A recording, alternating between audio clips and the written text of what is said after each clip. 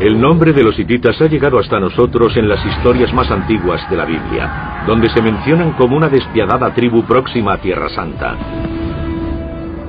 Apenas se supo más sobre ellos hasta que en el siglo XIX unos exploradores que recorrían la desértica zona central de Turquía encontraron una ciudad perdida. Lo que descubrieron asombró al mundo arqueológico.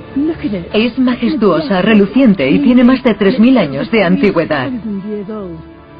Allí estaba Atusha, la capital de un imperio olvidado. Una ciudad cuya construcción fue muy adelantada para su tiempo.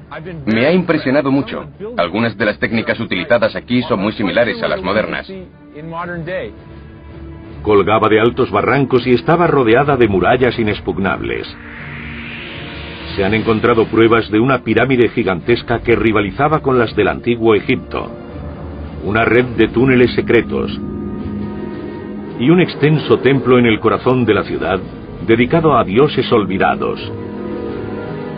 Y vigilando desde las alturas una espectacular ciudadela real, hogar de una dinastía de reyes guerreros.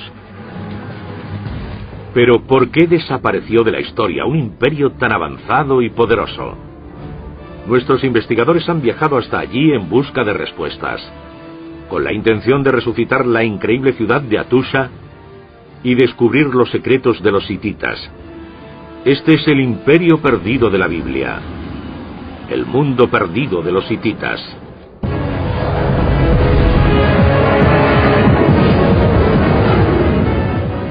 Mundos perdidos, el imperio perdido de la Biblia. Anatolia, en el desierto y montañoso corazón de Turquía, guarda las ruinas de la que una vez fue capital del imperio hitita, la ciudad de Atusha. Nuestros investigadores están aquí para recrear el aspecto de la ciudad cuando estaba gobernada por Hattusili, el último emperador hitita, y para descubrir pistas que revelen por qué desapareció esta superpotencia. Tessa Dunlop es historiadora licenciada por la Universidad de Oxford. Examinará los restos de la civilización perdida, rastreando el legado de un pueblo olvidado por la historia. Durante 3000 años, todo lo que se sabía de los hititas era un par de referencias en la Biblia. Jesse Karp es ingeniero. Ha pasado varios años estudiando en Turquía, conoce el idioma y ansía investigar los edificios monumentales de la ciudad. En esta parte, los constructores utilizaron 64.000 ladrillos, que pesaban unas 2.500 toneladas. En su día fue una fortificación vanguardista. Hace 4000 años, los hititas surgieron como una poderosa tribu que controlaba las remotas montañas de Anatolia. En los 5 siglos siguientes, sus poderosos reyes ampliaron sus fronteras hasta las antiguas tierras de la Biblia, conquistando imperios a su paso. En el siglo XIV a.C., en tiempos de Hattusili, los hititas solo tuvieron un rival a su altura, el antiguo Egipto gobernado por el faraón Ramsés. El conflicto entre estos dos imperios determinó el curso de la historia. Pero mientras Egipto se convirtió en la civilización más famosa del mundo antiguo, los hititas no dejaron rastro. ¿Por qué? La investigación comienza en el que fuera acceso principal de Atusha, la Puerta del León. Tessa está con el arqueólogo Julian Bennett. Quiere averiguar cuándo descubrieron los exploradores europeos este lugar, solo conocido por relatos de viajeros y leyendas locales. Debió ser muy emocionante descubrir una ciudad perdida, una ciudad hitita. Sí, y tan bien conservada. Pero no se empezó a excavar hasta la década de 1890. Pero ¿por qué construir una capital en una región tan inhóspita, con un clima extremo y a casi 2000 metros sobre el nivel del mar? Tessa, esta es la Puerta del León, una de las entradas principales a la ciudad santa de Atusha. Son unos animales magníficos, ¿verdad? Lo son, con la boca abierta y la lengua. Has mencionado que este lugar es una ciudad, y a pesar de que debía ser fácil de defender, no entiendo por qué eligieron un lugar tan árido, inhóspito y de clima extremo. En aquella época el clima era muy diferente. Todo era más verde y húmedo, con árboles alrededor y tierras de labranza. Hace 35 siglos, las tierras que rodean Atusha tenían un aspecto muy distinto y también la aproximación a la ciudad. Los restos arqueológicos demuestran que la Puerta del León estaba flanqueada por dos torres rectangulares de unos 15 por 9 metros. Los leones que la custodiaban eran un símbolo tradicional hitita de protección. El ingeniero Jesse Karp está en el antiguo perímetro de la ciudad con el especialista en ejércitos de la Edad del Bronce Thomas Zimmerman. Juntos examinan las prácticamente inexpugnables fortificaciones de Hattusha. Thomas, ¿qué es esto? Parece una muralla antigua. Eso es. Caminamos sobre los restos de una de las fortificaciones más antiguas de la capital hitita, que datan de finales del siglo XVII, principios del XVI a.C. Si esto era una fortificación, ¿para qué servían estas cavidades a lo largo de la muralla? Son peculiares, ¿verdad? Se denominan murallas de casamata y consistía en dos muros paralelos que cada 2 metros o 2 metros y medio eran atravesadas por muros transversales. Las cavidades que formaban eran rellenadas de escombros y tierra. Así que en estas cavidades se compactaban con tierra y escombros. Exactamente. Era una forma muy eficiente de fortificar la ciudad, ya que soportaba perfectamente los envites de un ariete. Utilizando esa técnica, los ingenieros hititas fueron capaces de construir murallas extremadamente gruesas y duraderas en mucho menos tiempo que si las hubieran hecho del modo convencional. Con 6 metros de grosor, las murallas tenían paredes transversales cada 3 metros, formando una serie de cavidades que se llenaban de tierra y piedras. En su interior se vertían escombros y tierra para formar la base. Una reconstrucción moderna permite a Jesse hacerse una idea de la escala original. Sobre la base se ha construido este tramo de 60 metros de largo, con 64.000 ladrillos de barro, y pesa 2.500 toneladas. Una muralla como esta se extendía cerca de 5 kilómetros alrededor de toda la ciudad, necesitando 2,5 millones de toneladas de ladrillos de barro. Una vez terminada, se convirtió en una de las mayores de este tipo jamás construidas. Las fortificaciones formaban parte de un inmenso programa que, al parecer, dirigía el mismo príncipe Hattusili, uno de los grandes gobernantes hititas. Su mayor monumento guarda la puerta sur de la ciudad de cara a Egipto. El impresionante terraplén de Yerkapi es un misterio. Con casi 250 metros de largo y 75 de ancho, estuvo coronado por torres. Su cima se alcanza a través de 102 empinados escalones. Jesse y Thomas han subido para intentar averiguar el propósito de este edificio piramidal.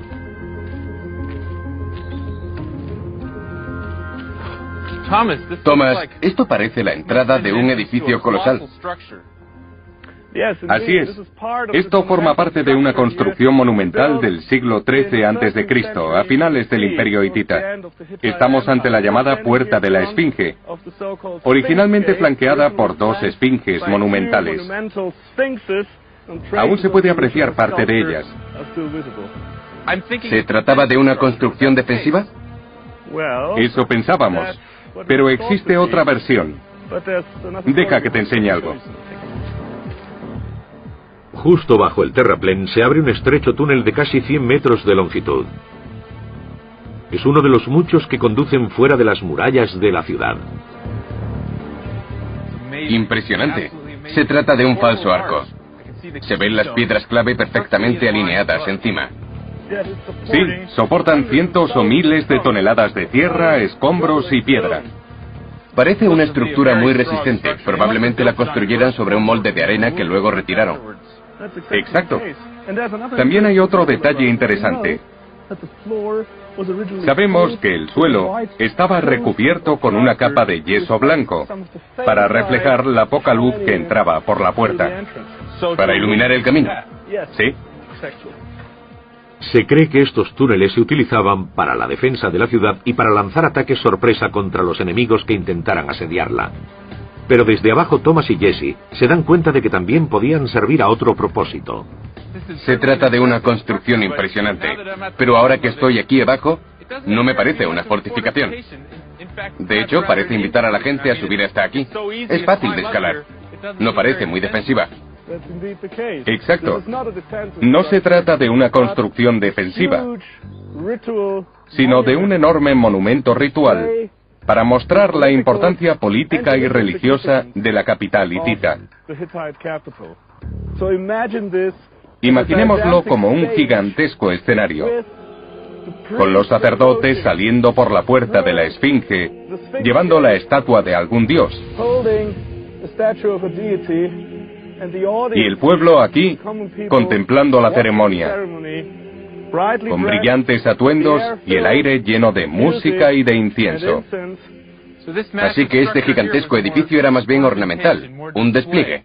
¿Sí? Una exhibición del poder de Hattusha. Eso es. Pero además de servir para las celebraciones, la pirámide simbolizaba algo más. Una pista se halla en la puerta. La Esfinge, una criatura mitológica procedente de Egipto. Intentando comprender por qué el terraplén fue decorado con esfinges egipcias, Tessa decide verlo todo desde otra perspectiva. Desde el aire se distingue claramente la meseta sobre la que fue construida la ciudad. Lo que es más importante, se ve la posición de Yerkapi entre las montañas de Anatolia. Ahora queda claro por qué está orientada hacia Egipto. Desde aquí arriba se aprecia claramente la escala del terraplén de Yerkapi. Es magnífico, reluciente y enorme, y tiene más de 3000 años de antigüedad. Puedo imaginar lo que debía ser para una embajada egipcia, procedente del sur, ver una pirámide tan intimidatoria. Esto es lo que veían los egipcios que llegaban a Hattusha en el siglo XIII a.C. Un símbolo glorioso del poder del imperio hitita, y una advertencia para cualquier embajada de que no trataba con un inferior, sino con un igual. Pero en 1274 a.C. el equilibrio de poder cambió. El faraón Ramsés quería afianzarse como nuevo rey de Egipto, y buscando la gloria en el campo de batalla, su primer objetivo fue el imperio hitita. A continuación, nuestros investigadores examinarán los edificios y la tecnología armamentística que utilizó el príncipe Hattusili para salvar a su ciudad del desastre militar. Los investigadores Tessa Dunlop y Jesse Karp están en Hattusha, capital del imperio hitita, hace más de 3000 años. Ya han conseguido recrear el aspecto de la increíble pirámide de Yerkapi usada para celebraciones rituales, y han examinado las inmensas murallas de casi 5 kilómetros que rodeaban la ciudad. Ahora investigan el momento crítico que cambió el mundo hitita, su mayor batalla contra su mayor enemigo. Las sólidas fortificaciones de Hattusha la protegían de casi cualquier ataque, pero para resistir un asedio tuvieron que idear otros recursos. El ingeniero Jesse Karp se encuentra en las montañas a más de 3 kilómetros de Hattusha. Aquí busca el recurso más importante para la ciudad, el agua. La de Hattusha procedía de manantiales como este en las montañas. Actualmente el agua es canalizada hasta unos embalses artificiales, muy similares a los que una vez crearon los propios hititas. Jesse sigue el curso del agua hasta un valle que ahora corre paralelo al yacimiento. Pero los restos que verdaderamente demuestran cómo se suministraba el agua a la ciudad se encuentran cerca de la Puerta del León. Aquí un sistema de tuberías de arcilla llevaba el agua desde los manantiales hasta la ciudad. Fue el sistema de abastecimiento de agua más avanzado de su época. Pero el enemigo podía descubrir estas tuberías y cortarlas o envenenar el agua. Así que para proteger su abastecimiento, los hititas construyeron depósitos dentro de la ciudad. Las investigaciones demuestran que este era uno de los 7 que había repartidos por Hattusha. Y eran una maravilla de la ingeniería. Este medía 60 metros de largo por 90 de ancho y tenía 1,5 metros de profundidad. Con una base de roca impermeable y paredes de piedra caliza revestida de arcilla, el depósito tenía capacidad para unos 7,5 millones de litros. Suficientes para que una población de 10.000 habitantes resistiera un asedio durante 200 días. Con las defensas preparadas, el príncipe Hattusili dejó la ciudad en el 1274 a.C. Nombrado jefe del ejército hitita, marchó a enfrentarse a Ramsés, faraón de Egipto y el gobernante más poderoso del mundo antiguo. La disputa tenía que ver con las fronteras.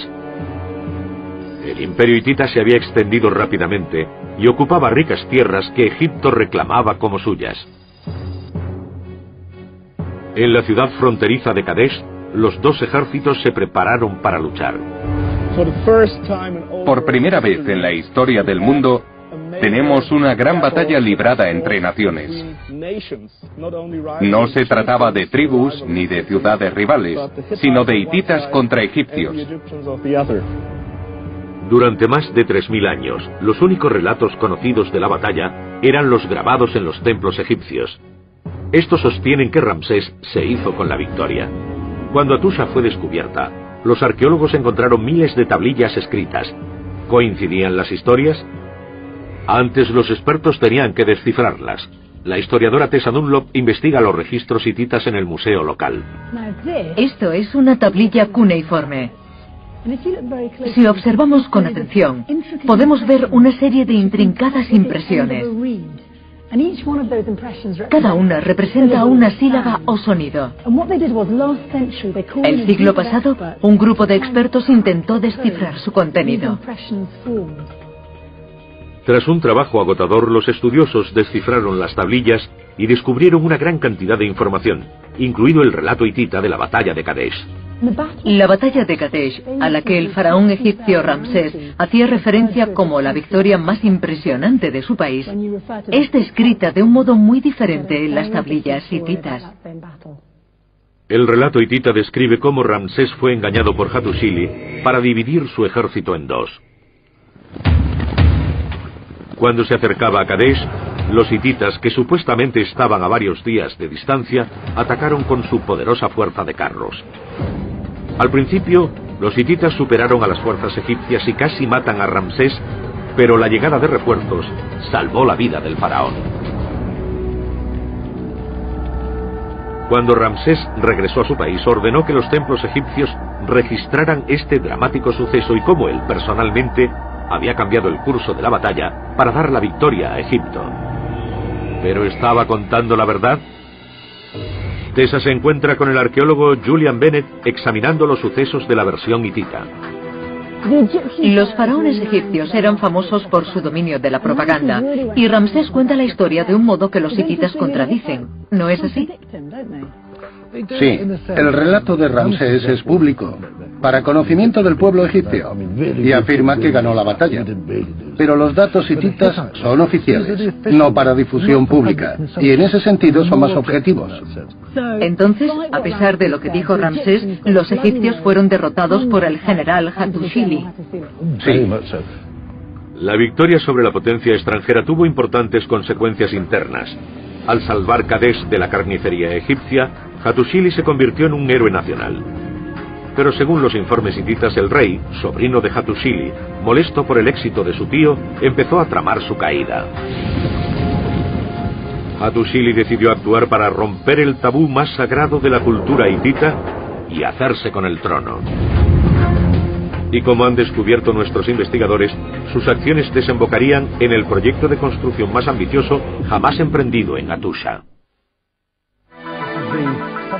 Nuestros investigadores están en Atusha, capital del Imperio Hitita, un pueblo mencionado en la Biblia, pero olvidado durante más de 3000 años. En Turquía, en las remotas montañas de Anatolia, ya han descubierto los secretos del gran éxito militar de los hititas. Ahora su objetivo es averiguar más del hombre responsable de todo, uno de los últimos y más importantes líderes del imperio, Hattusili. Las inscripciones nos dicen que los hititas tenían leyes muy estrictas sobre el derecho de sucesión al trono, uno de los motivos principales que mantenía unido al imperio.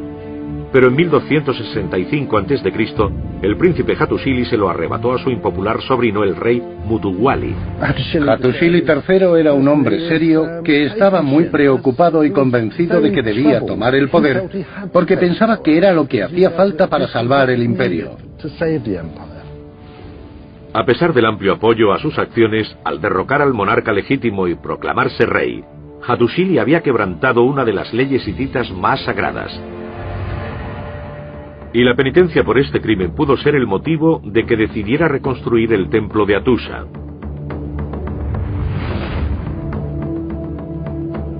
Junto con el arqueólogo Julian Bennett, la historiadora Tessa Dunlop investiga las ruinas del templo en busca de pistas sobre los ritos llevados a cabo aquí. Es enorme. ¿Podrías orientarme un poco? Se trata de un templo inmenso. Acabamos de entrar por la puerta principal, la puerta ceremonial. Por todas partes hay detalles que llaman la atención. Para empezar, ¿qué es esto? Tessa ha descubierto uno de los objetos más desconcertantes del templo, la piedra verde. En un tiempo se pensó que era un meteorito. Esta es la famosa piedra verde. Dan ganas de tocarla. Su superficie es luminosa y muy suave. Se ha pulido con el roce de la gente que viene a tocarla. La pregunta es, ¿qué hace aquí? Buena pregunta. Es una piedra local, no cabe duda. No procede del cielo ni nada parecido.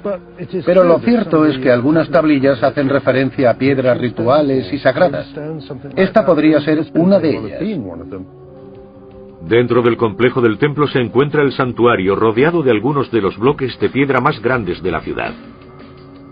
Este es el muro exterior del templo y puedes ver que en algunos bloques de piedra caliza se han labrado columnas. Son enormes, ¿verdad? Algunos pesan unas 20 toneladas. Son bloques gigantes de piedra caliza. ¿Cómo levantaron unos bloques tan grandes?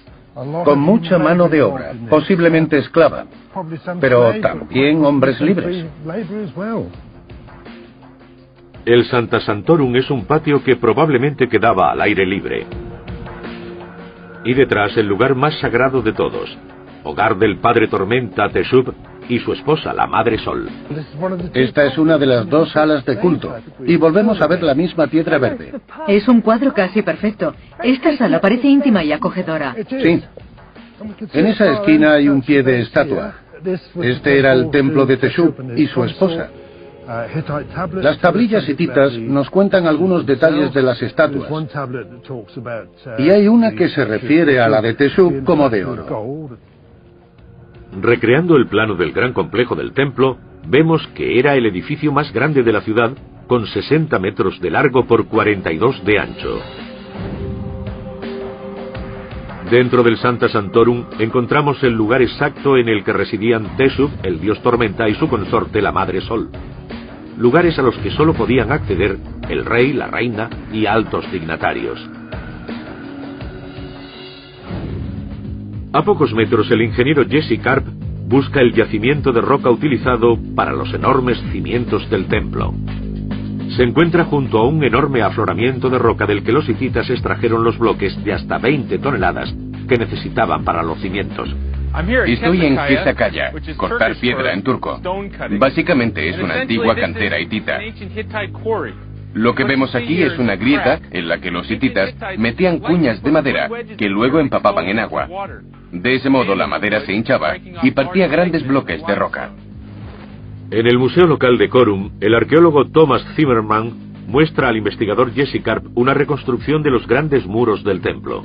Obviamente esto es una sección transversal de un antiguo edificio hitita. ¿Podrías hablarme de los métodos de construcción que utilizaban? Por supuesto. Esencialmente se trata de unos cimientos de piedra caliza y un bastidor de madera con ladrillos de barro como superestructura, cubierta por un techo plano de tablas sellado con barro. Las construcciones modernas van fijadas a los cimientos. ¿También las hititas? Sí. Esto de aquí es un doble agujero preparado para fijar el bastidor de madera a los cimientos de piedra.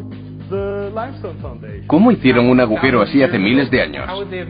Con un taladro de bronce. Para demostrar la forma de perforar de los antiguos hititas, Jesse cuenta con el guía local de Hattusa, Anan Ozel. Aquí tenemos una réplica de un antiguo taladro hitita. Los obreros podían perforar hasta 7 centímetros a la hora con uno de estos artefactos. Vamos a demostrar cómo funcionaban. El taladro tiene una pieza de bronce que gira sobre la roca dura, haciendo un agujero tubular que se usa como punto de fijación para el armazón de madera y ladrillo del templo. A partir de una investigación detallada podemos reconstruir el modo en que los hititas levantaron su gran templo hace 3500 años. Comenzaron con enormes bloques de piedra caliza que colocaron como cimientos y rellenaron de escombros. A continuación añadieron una estructura de madera que rellenaron con ladrillos de barro y enyesaron para crear paredes de más de 12 metros de altura. El gigantesco y laberíntico Gran Templo fue uno de los más imponentes del mundo antiguo.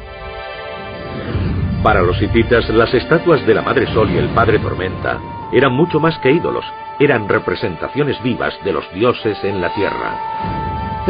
Las tablillas también hablan de los rituales para las estatuas de los dioses. Debían ser lavadas y vestidas a diario. Una de ellas tenía ropajes de oro. También había que alimentarlas, entretenerlas. Se trataba de un sistema religioso muy controlado y estructurado. Pero el Padre Tormenta y la Madre Sol no eran los únicos dioses a los que rendían homenaje. En la parte más alta de Atusha se encuentran los restos de más de 30 edificios. Hace 3500 años eran templos dedicados a los dioses de los pueblos conquistados. La joven esposa de Hattusili, Pudajepa, era sacerdotisa de un reino conquistado por los hititas y cuando su pueblo pasó a formar parte del imperio, sus deidades fueron incorporadas a la religión. El imperio hitita estaba formado por gente de procedencias muy diferentes. No todos eran hititas. Había distintos grupos con distintos dioses. Así que era una especie de conglomerado de templos dedicados a distintos dioses para contentar al pueblo. Exacto. Debido a eso, los hititas eran llamados el pueblo de los 1000 dioses. Pero no fue una religión lo que unió a todos los pueblos del imperio. Sus archivos revelan que más importantes eran sus leyes. Los hititas eran conocidos como el pueblo de los 1000 dioses. Pero también podría decirse que eran el pueblo de las 1000 leyes, ya que éstas regían todos los aspectos de su vida. La ley hitita era rica y detallada y abarcaba desde el divorcio hasta los límites legales de la autoridad del rey. A diferencia de cualquier otro pueblo de su época, los hititas tenían un sistema legal más preocupado por la práctica que por los castigos. Una de las tablillas ofrece un buen ejemplo del punto de vista hitita sobre la ley. Me refiero a la compensación. Básicamente dice que si una persona quema accidentalmente la casa de un vecino, tiene que construirle una nueva. La idea es la compensación, no el castigo. Es muy importante, muy progresista. El aspecto más importante de la ley hitita era el acuerdo. La astucia diplomática era su gran arma secreta. Forjando su imperio daban a elegir a sus rivales. Se unían a ellos pacíficamente o los aplastaban por completo. Muchas de sus conquistas tuvieron lugar sin desenvainar una espada. Su mayor acuerdo, considerado el primer tratado de paz internacional de la historia, se encuentra en Estambul, una ciudad turca a horcajadas entre Europa y Asia. Aquí la historiadora Tessa Dunlop descubre el motivo secreto que oculta el tratado y las pistas que la ayudarán a entender por qué desapareció el imperio de la historia. Nuestros investigadores intentan descubrir qué le sucedió a Atusha, capital de los hititas, un antiguo pueblo de la Biblia. Hasta el momento han desentrañado algunos de sus grandes secretos constructivos y han recreado el aspecto que tenían sus grandes edificios y fortificaciones hace más de 3000 años. Ahora la historiadora Tessa Dunlop ha viajado a Estambul, la ciudad más grande de la actual Turquía, para intentar averiguar por qué desapareció de repente el imperio hitita cuando parecía estar en la cima de su poder. Estoy en el centro de Estambul, que a menudo suele citarse como la cuna de la civilización, pero en realidad el primer imperio unificado políticamente en Anatolia, que ocupa la mayor parte de la actual Turquía, fue el hitita. Obviamente ellos nunca llegaron hasta Estambul, entonces no existía, pero ahora muchos de sus grandes tesoros están aquí. Estambul es una ciudad de contrastes situada entre Asia y Europa. En medio del bullicio, Tessa se dirige al Museo Arqueológico de la ciudad, un santuario de tranquilidad que alberga lo que muchos consideran uno de los documentos más importantes jamás escritos.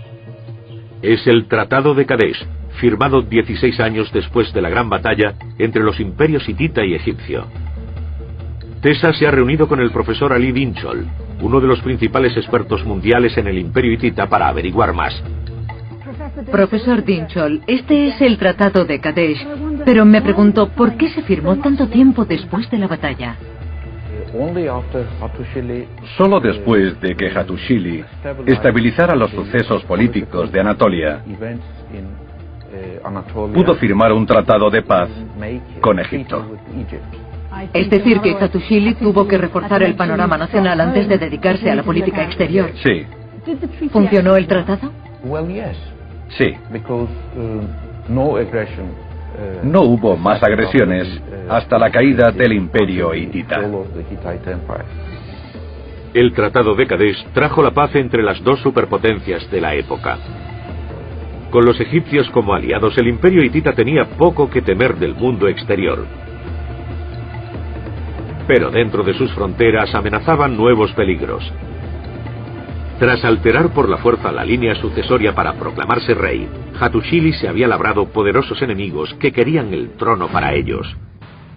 Para proteger a su familia y a sí mismo del peligro, inició un ambicioso proyecto de construcción, una espectacular ciudadela real. El ingeniero Jesse Karp está aquí con la arqueóloga Elif Denel, investigando lo que en la zona se llama Buyukale. Construida sobre una meseta rodeada de abruptos barrancos, la ciudadela tenía unas soberbias defensas naturales que fueron mejoradas con unas murallas similares a las de la ciudad. En la entrada, otra línea de defensa, los barracones de los guardias reales, llamados Osos de la Lanza Dorada, cuya misión era proteger a Hattusili y a su descendencia. La Guardia Real vivía aquí. ¿Se sabe si estaban durante todo el día? ¿Eran una presencia constante en este patio? No solo en el patio. Probablemente había guardias por todas partes. La protección del rey era muy importante. La ciudadela estaba protegida de forma natural por los precipicios. También estaban las murallas, así que era una zona muy segura. Probablemente por eso el rey la escogió para vivir. También tenía un buen control de toda la ciudadela. La vista es extraordinaria. Se ve todo el valle. Todo lo que el rey necesitaba se encontraba dentro de este complejo de alta seguridad, incluyendo lo que los arqueólogos creen que era el templo privado de la familia, apodado la piscina del rey. En aquella época no había árboles en esta zona. ¿Pero qué era esto? ¿Una piscina ceremonial? Sí, todo esto estaba amurallado y techado, con una abertura justo sobre la piscina. Vale. Y esto que vemos son los cimientos. Exactamente.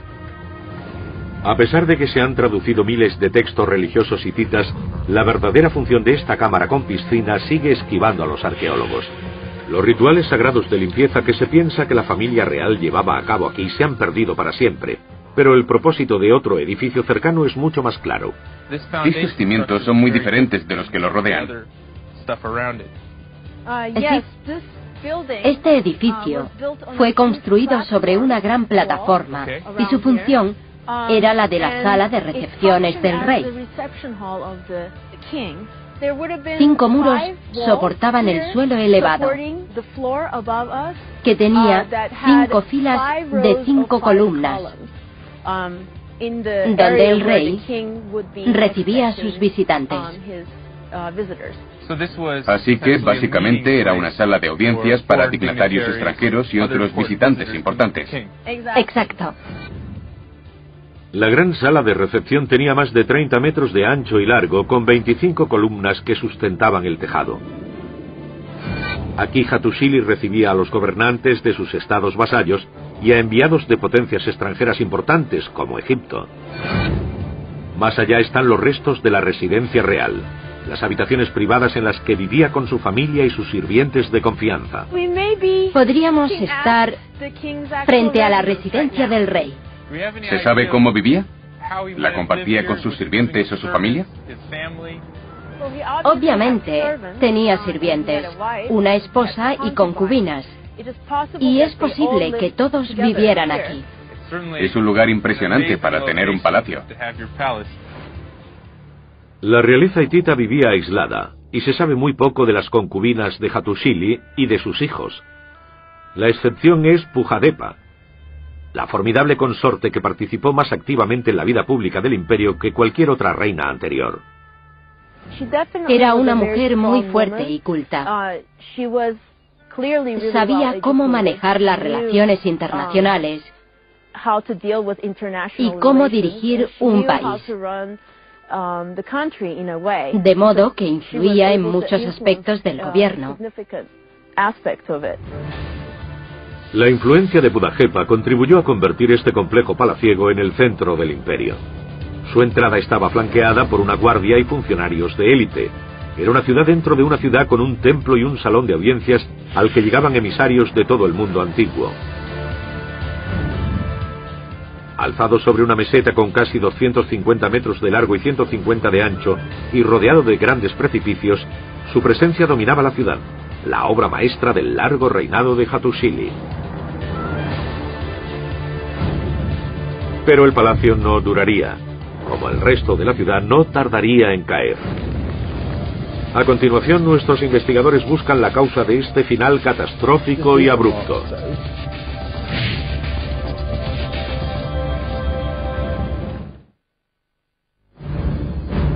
Nuestros investigadores se encuentran en Hattusha, la ciudad perdida de los hititas. Exploran sus monumentales edificios para averiguar por qué desapareció de la historia esta ciudad hace más de 3000 años.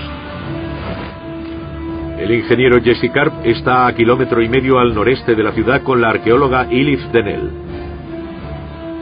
Juntos recorren el hermoso santuario de piedra de Yasilikaya, cuya construcción se piensa que fue ordenada por el rey Hattusili, uno de los últimos y mejores gobernantes hititas, y su esposa Pujadepa. Estamos entrando en el santuario al aire libre de Yasilikaya. Esto es impresionante. Hay relieves e inscripciones en todas las rocas. Los relieves representan a dioses y diosas. Los dioses a este lado, las diosas a la derecha. ¿Sabemos por qué fueron representados aquí? ¿Cuál era su propósito? El santuario está dedicado al dios Tormenta. Se trata de una procesión de dioses y diosas hacia una figura central, el dios Tormenta. Esto es un panteón que Pudajepa, la tercera esposa de Hattusili, trajo de Salesia, al sur del imperio, cuando vino a casarse con el rey. Pujadepa intentó unificar a los 1000 dioses del imperio en grupos más sencillos de dioses similares. Esto parece ser un intento de unificar el imperio, pero fuerzas mayores influyeron en su división. El esposo de Pudajepa, el gran rey Hattusili III, vencedor de la batalla de Kadesh, murió en 1237 a.C. Su última morada nunca ha sido hallada. Pero en el antiguo santuario de roca de Yasilikaya hay una cámara funeraria que fue cavada por orden de su nieto. Se accede a través de un estrecho pasadizo tallado en la roca. Y aporta una pista importante de la desaparición del imperio, ya que es el último monumento construido por el pueblo de Hattusha. ¿Qué tenemos aquí? Nos encontramos en un santuario de roca construido por el nieto de Hattusili III, el último rey hitita. ¿Significa eso que el imperio estaba en declive? Sabemos que el imperio cayó durante el reinado del nieto de Hattusili. Por las inscripciones de la cámara, los arqueólogos han deducido que el imperio hitita llegó a su fin inesperadamente 3 décadas después del reinado de Hattusili. Para conocer más pistas de por qué su nieto fue el último rey hitita, Julian Bennett lleva a Tessa hasta una inscripción casi invisible llamada Nishantash. ¿Qué es Nishantash? Nishantash quiere decir piedra marcada en turco, y aquí tenemos la piedra. Para aquellos que no pueden descifrarla, ¿qué dice? La inscripción se lee de derecha a izquierda y nos habla de las victorias y conquistas del nieto de Hattusili. Pero muchas de las batallas mencionadas en Nishantash no eran para ampliar las fronteras del imperio, sino guerras civiles. Los sucesores de Hattusili lucharon por mantenerlo unido. Jesse Karp sigue buscando más datos sobre el final de Hattusha. Y se encuentra con Ilif Denel en las ruinas del Archivo Real. Albergó miles de tablillas de arcilla. Su conservación accidental nos proporciona la clave de lo que le sucedió a la ciudad. Aquí se encontraron miles de tablillas de arcilla quemadas.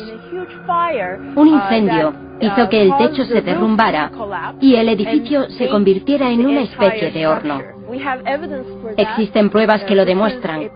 Esto es un trozo de ladrillo quemado de la pared del edificio. Si el tejado se derrumbó, el edificio debió acumular una gran cantidad de calor. Exacto. El hecho de que las tablillas se conservaran hasta nuestros días es una indicación de cómo la ciudad llegó a su fin o por qué fue abandonada. Sabemos que el incendio ocurrió en torno al momento en que fue abandonada. Si fue antes o después, no está demasiado claro. No solo los archivos, sino el glorioso palacio de Hattusili y muchos otros edificios fueron consumidos por un gran incendio que arrasó la ciudad. Pero ¿cómo empezó? Los arqueólogos no han descubierto pruebas de que las inexpugnables murallas fueran superadas por un enemigo extranjero, lo que apoya la teoría de que el incendio fue provocado cuando los hititas se volvieron unos contra otros. En mi opinión fue un problema interno, alguna especie de conflicto, quizás una guerra civil. Y un grupo determinado en un intento para hacerse con el poder arrasó el imperio.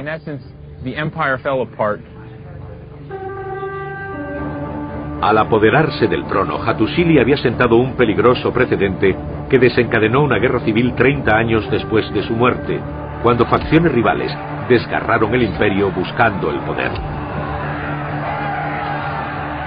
Con la capital abandonada y sin un rey lo bastante fuerte para imponer la unión, la región se sumió en el caos. Fueron tiempos muy oscuros. Había escasez de alimentos y violentos conflictos entre los grupos que buscaban un lugar en el que asentarse. Pero aunque Hattusha desapareció casi de la noche a la mañana, los restos de la civilización hitita perduraron. En el siglo XII a.C., la Puerta del León fue la entrada principal de Hattusha. Y en el arte hitita los leones siempre fueron uno de los símbolos más populares. 4 siglos después, los descendientes de este pueblo siguieron esculpiendo estatuas de leones casi idénticas en Canaán, la tierra de los hititas de la Biblia. Este león data del siglo VII a.C., 400 años después de la caída del imperio en Hattusha. Y recuerda a esos leones que flanqueaban la puerta del león de la ciudad. Eso se debe a que, a pesar de que el reino original desapareció, los llamados neohititas siguieron viviendo en otras partes de Siria, lo que concuerda con las referencias bíblicas sobre las tribus cananeas que existían junto a las israelitas en tiempos del rey David. Cualquiera que sea la verdad sobre sus menciones en la Biblia, lo que está claro es que el pueblo que ahora conocemos como hititas construyó la ciudad más extraordinaria jamás descubierta en Oriente Próximo. Una ciudad que alcanzó la cima con el reinado de Hattusili y presumía de monumentos como el terraplén de Yerkapi, el gran templo del dios Tormenta y la ciudadela real. Sin embargo, todas las medidas de seguridad no fueron suficientes para proteger a la dinastía de Hattusili de las consecuencias de haberse apoderado del trono. Y en el curso de una generación, Hattusha se convirtió en un mundo perdido. Una ciudad y una civilización que solo ahora hemos podido recrear, 3000 años después de que desapareciera.